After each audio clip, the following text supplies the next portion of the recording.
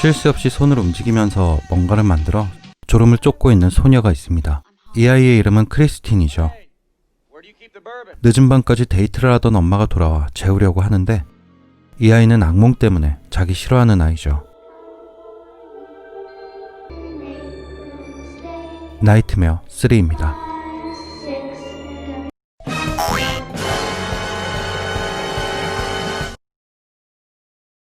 지금 막 악몽에서 깨어난 크리스틴. 3편은 2편과 다르게 옷을 입고 자는군요. 뭐 그렇다고요. 그런데 꿈은 끝나지 않았습니다. 그렇게 크리스틴은 프레디의 주작으로 자살하는 걸로 오해를 받게 되죠. 이곳은 정신병원의 한 병동, 악몽으로 인해 여러 가지 증상을 가진 아이들을 돌보는 곳입니다.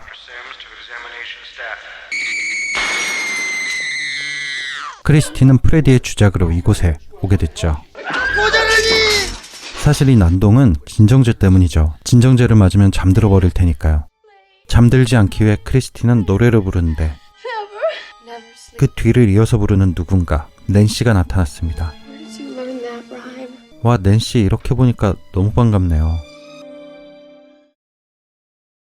낸시는 아이들의 악몽을 연구하기 위해 이 병원에 왔습니다. 닐 박사는 낸시에게 아이들의 현 상황에 대해 얘기해 줍니다.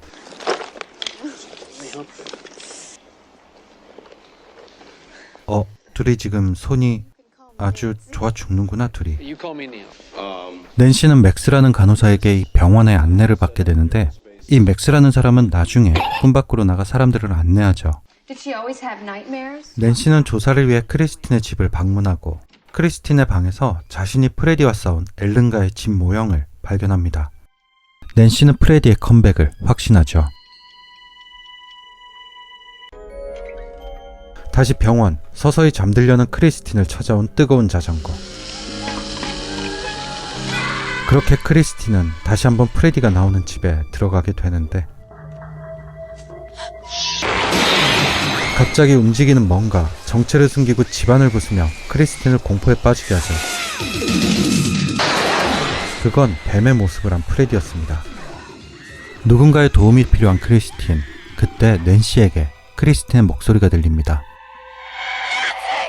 마치 무언가가 끌어당기듯 낸시는 크리스틴의 꿈속에 들어가게 되고 낸시의 도움으로 크리스틴은 살아납니다. 그리고 낸시와 프레디 둘은 서로의 숙적을 알아보죠. 반갑다 친구야.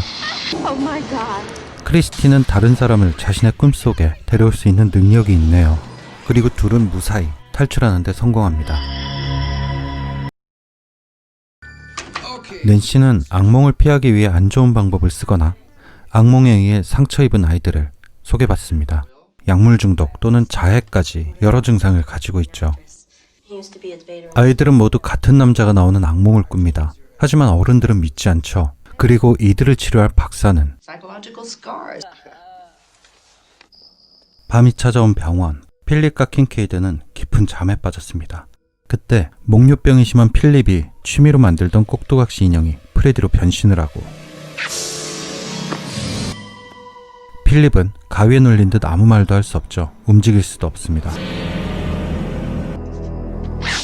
그리고 프레디는 필립의 핏줄을 꺼내 마치 꼭두각시 인형처럼 필립을 끌고 나갑니다.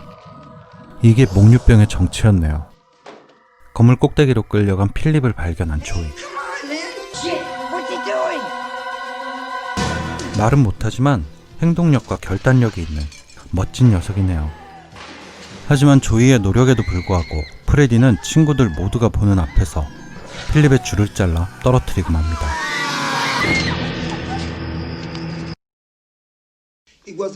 그의 죽음은 아이들을 예민하게 만들었습니다. 어른들은 여전히 아이들을 믿지 않죠. 아이들이 아무리 프레디에 대해 말해봤자 의사 아줌마는 그저 거기다 의사 아줌마는 밤마다 진정제를 투여하기로 하고 방문을 잠그기로 합니다. 아니 아주머니 애들을 다 죽일 셈인가요? 낸시는 아이들을 위해 싸워보지만 통하지 않습니다. 그렇게 아이들은 점점 피폐해져가고 그날 밤 영화배우가 꾸미던 제니퍼는 잠들지 않기 위해 늦은 시간까지 무비곰 채널을 보지만 졸음이 쏟아지기 시작하죠. 그때 오작동을 하는 TV.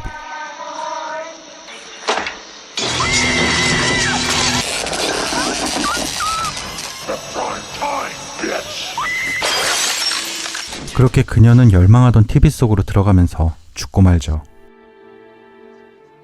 아이들의 장례식 장소, 좌절한 닐에게 한 수녀가 나타나 의미심장한 말을 건넵니다.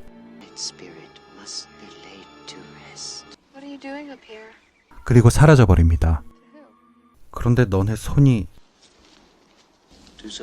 닐은 아이들을 지키지 못했다는 사실에 심한 자책감에 빠져들고 마는데 그 모습을 본 낸시는 그에게 이 사건의 진실에 대해 얘기해 주려고 합니다. 물론 아이들에게도요. 낸시는 프레디와 앨런과의 과거에 대해서 얘기해 줍니다. 그렇습니다. 이 아이들은 앨런과의 아이들 중 마지막 생존자였던 거죠. 낸시는 크리스틴의 힘으로 모두를 하나의 꿈속에 모으려 합니다. 힘을 합쳐 프레디를 물리치려는 것이죠. 우선은 테스트부터 해봐야겠죠. 닐 박사의 최면으로 수면에 빠지는 아이들. 실패한 걸까요? 그때 평소 조이가 짝사랑하던 누나가 조이를 부릅니다. 누나, 저는 감사하네요.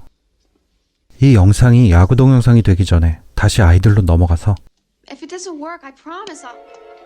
테스트는 성공이었네요. 아이들은 각자 꿈을 조종하기 시작하고 능력을 얻습니다. 하반신 마비의 윌은 꿈속에선 일어서기도 하고 마법도 쓸 수 있네요. 킹케이드는 평소 강한 힘을 동경했고요. 타리는 주머니 칼보다 무서운 머리칼이네요. 머리칼만 가지고도 프레디를 죽일 수 있을 것 같습니다. 한편 간호사 누나와 조이. 이거 가만두면 영상이 큰일 나겠다 싶은 그때. 여러분, 제가 이래서 키스를 안 하는 겁니다.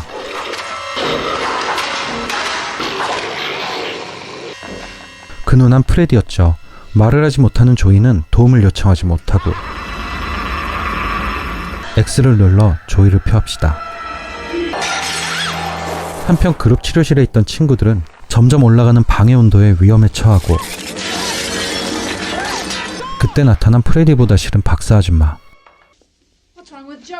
그렇게 조이는 깨어나지 못하는 상태가 되고 결국 닐은 사태에 책임을 지고 병원에서 쫓겨나게 됩니다.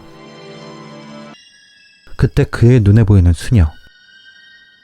그는 병원 구건물로 날개 달린 세균이들을 피해 수녀를 따라가는데 이 수녀는 뭔가 알고 있습니다. 이어지는 그녀의 충격적인 사건 이야기. 구건물의 환자들에게 건물 관리인의 딸이 몹쓸 짓을 당했던 거죠. 그리고 그녀의 아이가 드디어 뭔가 답을 얻어낸 닐 박사. 그리고 수녀는 사라졌습니다. 한편 프레디가 낸시에게 보내는 문자 메시지. 낸시는 닐 박사와 프레디의 유골을 찾으러 갑니다. 살해당한 시체가 어디 있는지 모른다면 죽인 사람을 찾아가면 되는 거죠. 와, 낸시 아빠 너무 반갑네요. 하지만 아빠는 여전히 낸시를 믿지 않고 아버님, 따님을 제게 주십시오. 라는 말이 나오기 전에 가르쳐 주시는 게... 그 사이 병원에선 큰일이 벌어집니다. 크리스틴에게 진정제를 놔 재우려고 하는 거죠. 둘은 찢어져 행동하기로 합니다. 크리스틴은 낸시가 도착할 때까지 버틸 수 있을까요?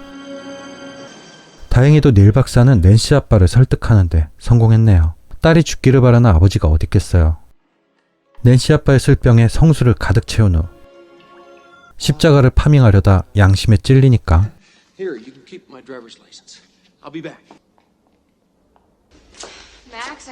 그 시간 병원에 도착한 낸시는 맥스에게 막히지만 작별 인사를 핑계로 다른 아이들과 접촉하는 데 성공합니다.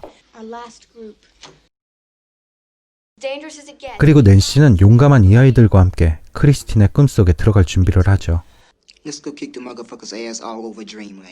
지금 크리스틴과 조이를 구하기 위해 꿈속의 전사들이 돌입을 시작하려 합니다.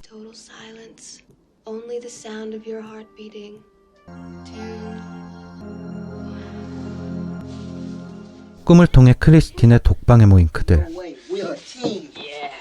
그리고 그들을 공격하는 프레디의 칼날.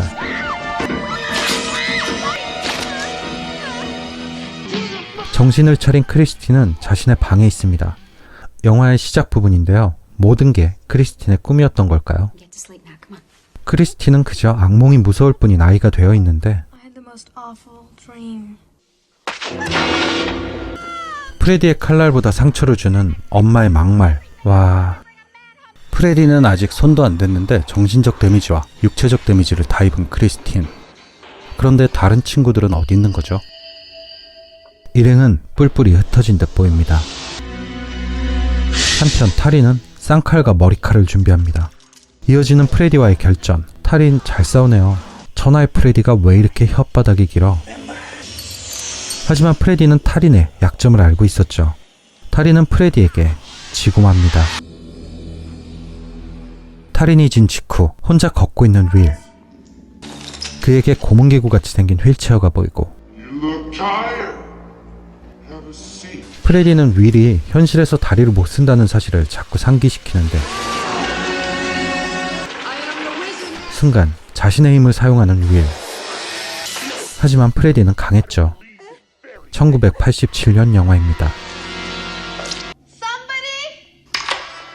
그 시간 낸시와 재회한 크리스틴, 그리고 킹케이드. 킹케이드는 귀에 때려박히는 딕션으로 도발하고 그들 앞에 갑자기 문이 나타납니다. 셋은 그 보기에도 소름 돋는 철문 안으로 들어가죠. 한편 프레디의 유골을 찾으러 온 닐과 낸시의 아빠. 그들은 프레디의 유골을 꺼내기 직전입니다.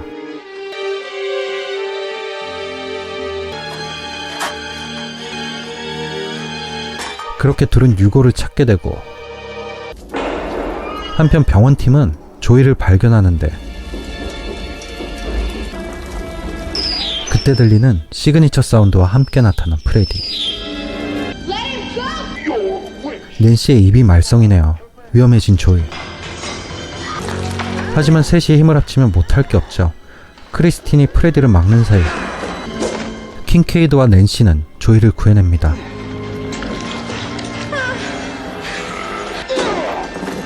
결국 셋은 프레디를 이기는 것 같지만 프레디는 그동안 죽인 아이들의 힘을 영양분 삼아 너무나도 강해져 있었습니다. 그때 현실 세계의 이상을 눈치챈 프레디. 닐과 낸시 아빠가 유골을 묻는 것을 방해합니다. 너무 강해진 프레디는 현실에서도 힘을 쓸 수 있게 됐네요.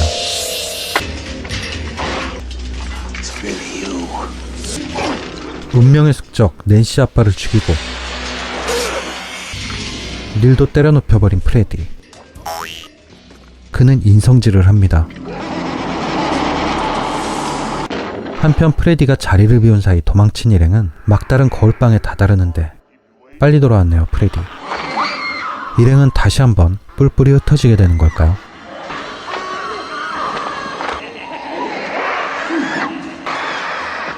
그때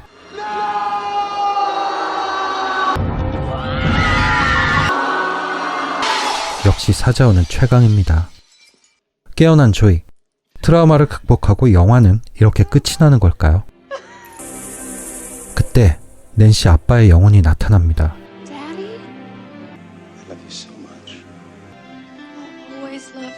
그리고 낸시와 슬픈 작별 인사를 하는데 프레디였습니다. 온갖 비겁한 수를 다 쓰는 프레디. 일행을 떨어뜨리기 위한 작전이 성공했습니다. 위험에 처한 크리스틴, 다 죽어가는 낸시. 하지만 현실 세계의 닐이 깨어나고 프레디의 유골에 성수와 십자가 그리고 기도로 안식을 줍니다.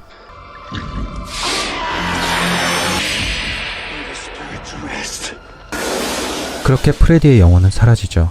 그리고 낸시도 깨어나지 못합니다. 낸시의 장례 뒤로 수녀가 나타납니다. 닐은 서둘러 따라가는데 그렇습니다. 그 수녀가 프레디의 어머니였던 거죠. 소름. 잠든 닐의 머리 위 4편을 암시하며 영화는 끝이 납니다. 소개해드린 영화는 1987년작 나이트메어 3입니다. 꿈의 전사라는 소제목대로 잔인한 장면들은 그대로 있지만 약간 시청층을 10대를 고려한 것 같아요. 그런데 이게 10대들이 볼 수 있는 영화였나요?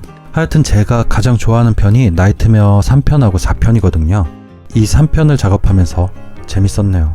1편처럼 프레디의 과한 유쾌함은 사라진 듯한 느낌인데 그 농담과 아이디어 넘치는 악몽이 정말 재밌게 느껴졌고요. 오락 영화로서의 내용도 탄탄하고 억지스러운 진행도 조금 덜한 편이라 정말 잘 만든 오락 공포 영화였습니다. 살짝 아쉬웠던 부분은 낸시와 아버지의 관계가 아무런 마무리 없이 그렇게 둘 다 죽어버린 부분이 좀 아쉽네요. 한번 열심히 살아보겠다고 온갖 작전을 짜내며 머리를 쥐어짜는 프레디를 아이들이 찾아다니면서 괴롭히는 영화 1987년작 나이트메어 3 꿈의 전사였습니다. 여러분 뭐 잊으신 거 없나요? 구독과 좋아요 눌러주셔야죠. 그럼 다음 영상에서 봐요. 공포영화를 보는 새로운 방법 무비곰이었습니다.